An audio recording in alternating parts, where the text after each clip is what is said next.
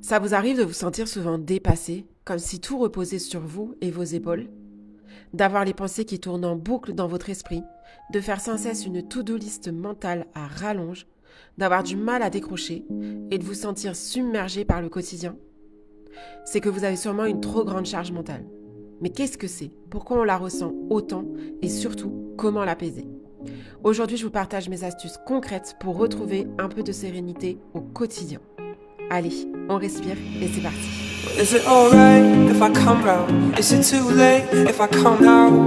La charge mentale, c'est ce sentiment d'avoir 1000 choses à faire ou à gérer en même temps. C'est souvent invisible évidemment puisque tout se passe finalement dans notre tête, mais c'est épuisant. Ce phénomène touche particulièrement les femmes.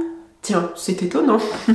Mais en réalité, tout le monde peut y en souffrir, tout le monde peut être touché par la charge mentale. Et je pense en réalité d'ailleurs que les hommes peuvent aussi être énormément touchés par la charge mentale. Seulement, je pense que c'est un autre type de charge mentale, peut-être plus lié au travail, à l'argent, au fait de c'est l'homme qui doit être fort, qui doit ramener les sous, qui doit tenir la famille. Donc c'est aussi une forme de charge mentale et surtout je pense aussi qu'on en parle beaucoup moins. Et parce que je sais que cette charge mentale peut particulièrement être forte en cette période de fin d'année avec les fêtes, le Noël, les cadeaux à trouver, les repas à préparer et aussi en début d'année avec toutes les nouvelles résolutions qu'on se pose qui peuvent nous ajouter une pression et des actions à mettre en œuvre en plus de tout ce qu'on a déjà. C'est pour ça que j'avais très envie de vous faire cette vidéo aujourd'hui. Parce que j'ai envie de vous inviter à ralentir mentalement ou du moins à essayer. Donc la charge mentale, ça se manifeste par des to-do list à rallonge qu'on se fait dans sa tête, une incapacité à déconnecter et voire même de l'anxiété et des insomnies. Si jamais tu te reconnais dans tout ça, ne t'inquiète pas, il y a des solutions et c'est ce que je vais te partager dans cette vidéo. C'est des solutions que j'essaie personnellement de m'appliquer, c'est pas toujours facile et c'est pas non plus miraculeux, mais ça peut énormément t'aider à diminuer du moins ta charge mentale, voire à l'enlever. Donc déjà, avant de commencer avec les solutions, sachez qu'il y a 3 types principaux de charge mentale et c'est déjà important de les identifier parce que c'est ça aussi qui va faire que vous allez pouvoir agir dessus. Première cause de charge mentale déjà, c'est la charge liée aux responsabilités. Donc que ce soit à la maison, au travail ou pour les autres. On va y revenir sur ça, mais la charge mentale, elle peut être liée aussi aux autres qui vont venir vous solliciter, vous demander des choses. Et ça, c'est aussi une charge qui va venir s'ajouter à toutes les autres. Les responsabilités, c'est, je pense, la première cause de charge mentale chez l'humain. Ensuite, il y a le perfectionnisme, les gars.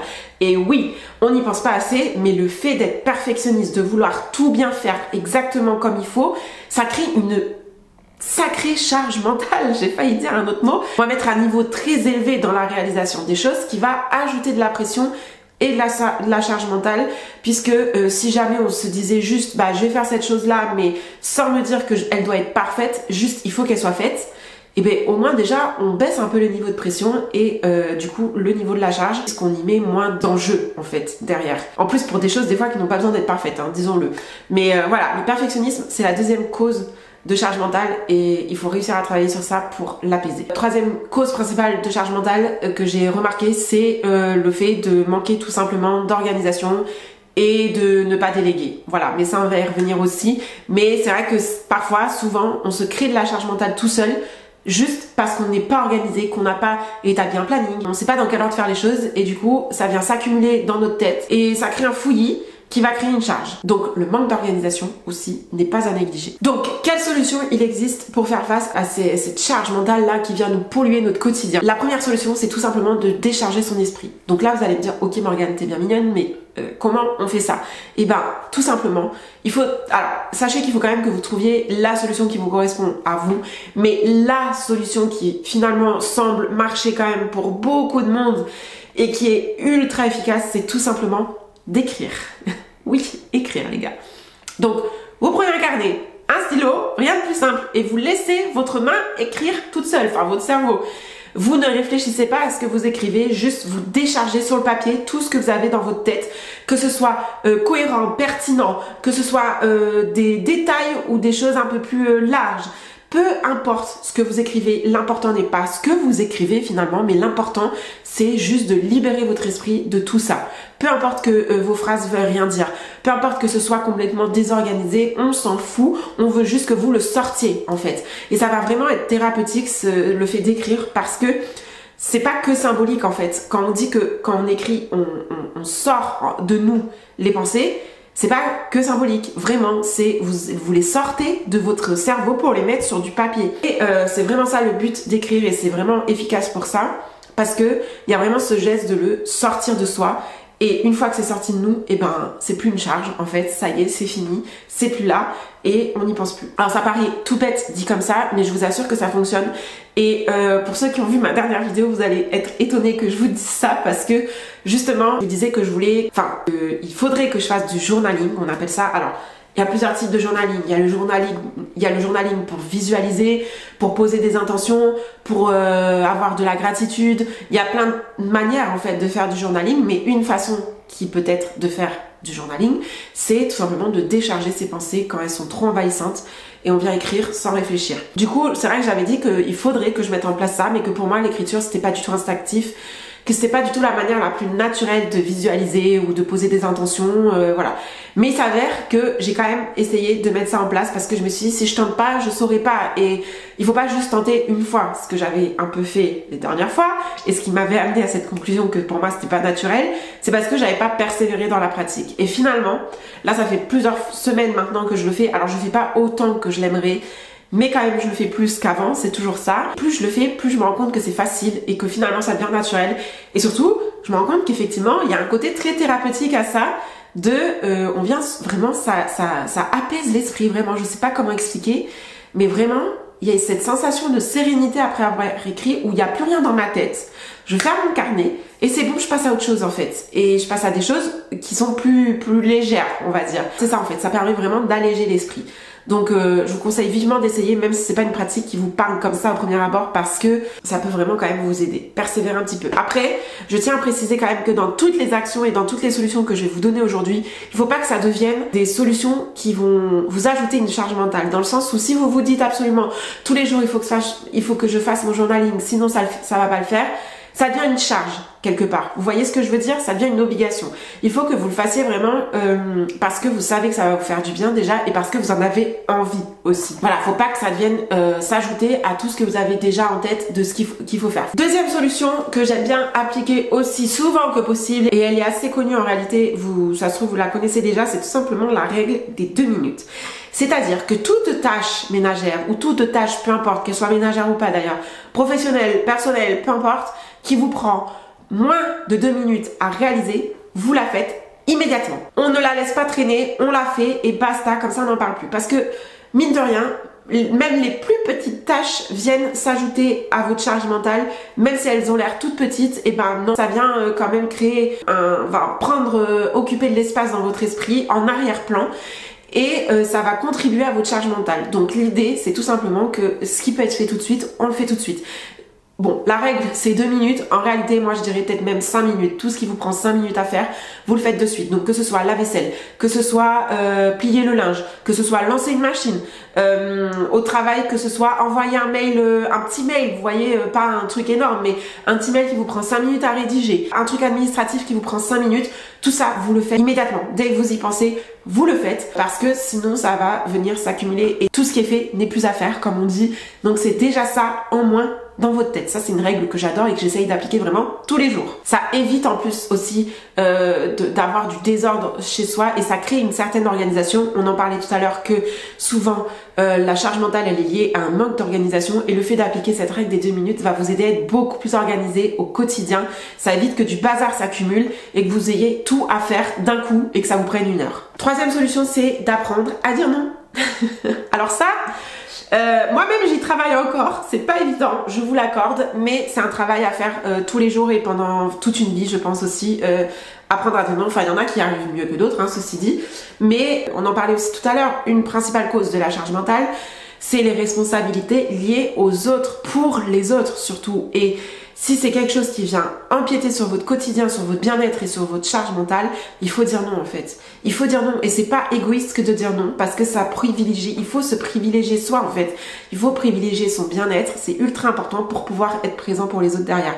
Et si à partir du moment où être présent pour les autres, ça vient créer de la charge mentale, du mal-être et un quotidien difficile, c'est un signe qu'il faut dire non en fait, qu'il faut poser des limites et cadrer les choses. Je vous dis pas de dire non à chaque fois et de ne plus aider personne et de ne plus être là pour les autres, mais juste cadrer les choses en fait, limiter les choses, respecter vos limites, vos besoins aussi et votre bien-être, c'est ultra important et ce sera de la charge mentale en moins, vous verrez. Autre solution, c'est de créer des routines. Donc là, je vous invite à aller voir ma dernière vidéo que je vous mets dans le petit i où j'ai demandé à ChatGPT de me créer une routine pour atteindre la vie de mes rêves. Alors, on peut croire que les routines, c'est ennuyant, que ça va venir peser sur le quotidien, mais en réalité, il faut une bonne dose de tout. Je pense que pas du tout de routine, c'est mauvais, et trop de routine, c'est mauvais aussi. Il faut un peu de flexibilité aussi, mais justement, tout l'enjeu est de trouver un juste milieu entre des routines qui vont pas être trop pesantes pour la charge mentale, justement, qui vont pas venir ajouter une charge mentale de il faut absolument que je respecte des horaires millimétrés. Non, là on va venir s'ajouter de la charge mentale, c'est pas la peine.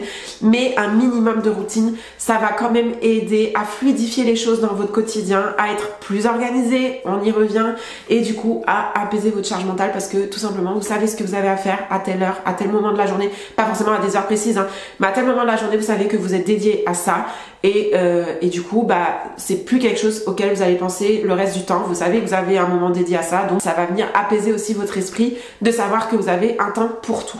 Une cinquième solution que je trouve ultra importante pour apaiser sa charge mentale, et je crois même que si on avait peut-être une à retenir, ça serait celle-ci, qui est pourtant la plus difficile pour beaucoup d'entre nous, surtout les femmes, c'est de déléguer et partager les tâches, en fait. Tout simplement, il faut partager la charge mentale. Je vous disais en début de vidéo que la charge mentale était surtout impactée surtout les femmes et beaucoup moins les hommes. Même si j'ai nuancé mon propos en disant ça, parce que je pense quand même que les hommes ont une certaine charge mentale, mais il est vrai quand même, je pense, que la principale charge mentale du quotidien, en tout cas, et des responsabilités du quotidien est liée à la femme, et repose sur la femme. Et je pense que on est encore dans une société où ça s'améliore, ok, mais je pense mine de rien que quand bien même il y ait cet équilibre, alors dites-moi ce que vous en pensez en commentaire. Là je pars vraiment, on pourrait en faire une vidéo entière sur le sujet, mais je pense que même s'il y a un certain équilibre dans les tâches, là je vais parler vraiment purement dans le couple, même s'il y a un partage des tâches équitable, il y a quand même la femme qui va avoir une plus grosse charge mentale. Parce que même si l'homme va faire les tâches, il va avoir cette capacité, je trouve, dites-moi si je me trompe encore une fois en commentaire les hommes, je serais curieuse d'avoir votre avis. Je sais que vous n'êtes pas une majorité sur ma chaîne, mais si vous passez par là, laissez-moi un commentaire et donnez-moi votre avis sur le sujet. J'ai l'impression que vous avez cette capacité à faire abstraction des choses, vous les faites, mais elles restent pas dans votre tête, même quand elles sont pas faites, je sais pas comment dire. Alors que les femmes, même si elle sait que l'homme il va le faire, elle va quand même le garder en tête, en backup, au cas où il oublierait. Vous voyez ce que je veux dire? Ou au cas où le couple oublierait un élément important. Je sais pas comment dire. En tout cas, moi, c'est ce que je ressens. C'est-à-dire que je sais que si mon mec, il va quand bien même faire les choses, dans ma tête, je vais me dire, il faut quand même que j'y pense. Au cas où il le fasse pas, au cas où il oublie, au cas où on oublie quelque chose. Tu vois, c'est pas forcément lui, c'est au cas où on oublie quelque chose d'important dans les tâches. Par exemple, les courses. Bon, pour le coup, c'est moi qui fais les courses à la maison, mais souvent la liste, on la fait ensemble. Vous voyez, donc en fait, la plus grosse charge mentale, c'est pas d'aller faire les courses, c'est d'avoir la liste et de rien oublier. Et ben, quand bien même on la fait ensemble, la liste de courses, j'ai l'impression que moi, je vais quand même avoir plus de charge mentale que lui à ce niveau-là, parce que lui, il va se dire, si on oublie un truc, c'est pas grave, au pire, on y retourne, tu vois. Alors que moi, je vais me dire, non, il faut pas qu'on oublie quelque chose, parce que flemme d'y retourner. Avoir cette charge mentale en plus il faut quand même que je pense pour deux, parce qu'on sait jamais, tu vois. C'est comme un mécanisme un peu de survie, de défense, j'en sais rien. Alors que mon mec, il a pas du tout ça. Il se dit, bon, la liste, on l'a faite, c'est bon, on a oublié un truc, c'est pas grave. C'est pour ça, je pense que c'est compliqué pour nous, les femmes, surtout, de déléguer, que ce soit d'ailleurs dans le pro ou dans le perso. C'est qu'on veut tout contrôler. On a un peu ce problème de lâcher prise, et alors qu'il faut en réalité lâcher prise. Et il n'y a pas mort d'homme, en fait. On n'est pas sur des trucs ultra importants. Et si c'est vraiment important, dans ce cas-là, en général, on ne l'oublie pas. Ou alors, on a des moyens de s'en sortir, vous voyez. Donc, il faut réussir à déléguer, en fait, tout simplement. Et là, je me le dis à moi-même, parce que c'est aussi quelque chose que j'ai encore du mal à faire. À demander de l'aide, en fait. Là, je parle beaucoup du perso pour cette partie-là. Mais si jamais, par exemple, vous avez la possibilité, bien évidemment, il faut pouvoir se le permettre, mais de déléguer le ménage, de faire appel à une femme de ménage, faites-le. En fait, si c'est vraiment quelque chose qui vous pèse au quotidien, ça va venir alléger votre charge mentale d'une force, et ça n'a pas de prix. Que ce soit dans le pro aussi, c'est important d'apprendre à déléguer. S'il y a des tâches qui vous prennent trop de temps, qui sont pas dans votre zone de génie, qui clairement vous pèsent, déléguez-les si vous pouvez. Ça va vous soulager et ça va vous laisser plus d'espace pour d'autres choses qui vont plus vous nourrir, plus vous épanouir. Et ça, encore une fois, il n'y a pas mieux pour se sentir moins chargé mentalement. Et enfin, dernière solution pour apaiser sa charge mentale et pas des moindres, c'est tout simplement d'aller vous aérer l'esprit. Parfois, on est trop enfermé dans son quotidien, dans ses pensées, on est là à ruminer les choses, tout ce qu'on doit faire, à se faire encore une fois, des to-do list rallonge mentalement. Alors qu'il suffit juste d'aller se promener une demi-heure en nature et vous allez voir que votre esprit, il va de suite beaucoup plus être libéré, beaucoup plus léger, parce que tout simplement de respirer de l'air frais, de venir s'aérer, s'oxygéner, ça aide à mettre les choses en place aussi dans sa tête. Vous voyez, ça aide à avoir les idées plus claires, à mieux s'organiser aussi dans sa tête et derrière d'être plus tranquille quand on rentre chez soi sur tout ce qu'on a à faire. Donc que ce soit, là je vous parle d'aller marcher dans la nature, mais ça peut être aussi méditer, prendre un bain, lire, toute activité qui vous permette juste de déconnecter. En fait, c'est ultra important de s'accorder ça. Moi, j'ai envie de vous dire quotidiennement. Je sais que c'est pas toujours facile. Moi-même, j'y arrive pas à le faire quotidiennement. Enfin, avec ma nouvelle routine maintenant, j'y arrive à peu près. Mais je sais que c'est pas possible pour tout le monde. Mais au moins une fois par semaine, accordez-vous 1 heure, voire plus, ça serait bien, pour déconnecter, faire quelque chose pour vous qui vous apaise et qui va venir aussi vous libérer l'esprit, parce que des fois quand on est trop focus sur des choses, sur tout ce qu'on a à faire, et ben on reste bloqué sur ça et on trouve pas de solution, alors que si on va penser à d'autres choses, se libérer l'esprit, s'aérer, et ben les solutions elles vont venir toutes seules. Ça vous est déjà arrivé, je pense, que de bloquer sur un truc, de persister et de résister à ce truc, et une fois que vous dites bon allez ça me saoule, je passe à autre chose, vous lâchez prise, vous allez faire autre chose, et bah la solution elle arrive toute seule comme par magie. Bah c'est pas de la magie en fait, c'est tout simplement que quand le cerveau est trop focus sur quelque chose, il va bloquer. Et il a besoin de faire autre chose, de plus penser à ces choses-là en particulier, pour ensuite revenir dessus et avoir les idées plus claires. Donc voilà pour les solutions que j'ai personnellement trouvées pour essayer d'apaiser ma charge mentale. Encore une fois, c'est pas toujours quelque chose que j'arrive à faire et c'est humain, c'est normal, c'est pas grave. Et il y a des périodes plus chargées que d'autres et du coup des périodes où c'est plus facile aussi que d'autres d'appliquer ces solutions. N'oubliez pas aussi que c'est des solutions qui ne doivent pas devenir une charge en plus. Si jamais ça devient une charge en plus, oubliez-les. Passez à autre chose ou trouvez d'autres solutions, mais ne bloquez pas sur celle-là en particulier si ça ne vous convient pas, parce que une solution peut correspondre à un moment T et pas à un autre en fonction de la charge, en fonction de la période. C'est à vous de voir et de les adapter à vos besoins. Et surtout, je voulais aussi appuyer sur un point dont il faut absolument prendre conscience, c'est que bien souvent, nous créons notre propre charge mentale. Et il faut, encore une fois, savoir lâcher prise. En fait, on se crée tout seul notre charge mentale. Ça revient un peu à ce que je disais tout à l'heure, que parfois, on veut faire peut-être trop bien les choses, alors qu'on s'en fout qu'elle soit bien faite en réalité, ou même des fois on s'en fout qu'elle soit faite. C'est pas grave si pour une fois le linge il est pas plié pile aujourd'hui. C'est pas grave si le ménage il est pas fait dans l'heure. Il faut savoir lâcher prise. C'est ultra important parce qu'en fait la charge mentale elle se crée pourquoi? Parce qu'on ne lâche pas prise tout simplement. Et je pense justement que si les hommes ont plus de facilité à avoir moins de charge mentale que nous, en apparence du moins, c'est aussi parce qu'ils savent beaucoup plus facilement lâcher prise que nous. Donc essayez aussi d'intégrer un mode de vie plus lent. Je vous encourage vraiment à ralentir, puisque finalement la charge mentale est aussi un signal que là il est temps en fait de vous poser, de prendre soin de vous, de vous reposer. Souvent la charge mentale elle est liée à la fatigue aussi. C'est là où on va réussir à moins gérer ses émotions, ses pensées, quand on a de la fatigue qui s'est accumulée, et le fait juste de se poser encore une fois et d'aller s'aérer et de prendre soin de soi va vraiment venir apaiser les choses. Donc voilà, soyez indulgents avec vous-même, que ce soit dans ces solutions que vous allez mettre en place ou que ce soit dans votre charge mentale en elle-même. Donc voilà, c'est tout pour cette vidéo. N'hésitez pas à me dire en commentaire si vous allez tester ces astuces ou si vous les avez déjà testées. Et d'ailleurs, dites-moi quelles sont vos astuces à vous pour mieux gérer votre charge mentale, ça m'intéresse. Je serais ravie de les essayer aussi. Abonnez-vous aussi à la chaîne si cette vidéo vous a plu. Vous allez voir en 2025, cette chaîne et mes réseaux sociaux en général vont prendre un autre tournant, je pense. Je vais beaucoup plus axer toujours autour du bien-être, hein, parce que ça reste mon domaine de prédilection, mais je pense aborder plus de sujets autour de l'entrepreneuriat et de la slow life notamment, et le slowprenariat comme on appelle ça. Donc si c'est des mots qui vous parlent, même si vous savez pas trop ce que ça veut dire, restez connectés parce que j'ai très envie de vous partager beaucoup plus de contenu autour de ces sujets-là qui me touchent personnellement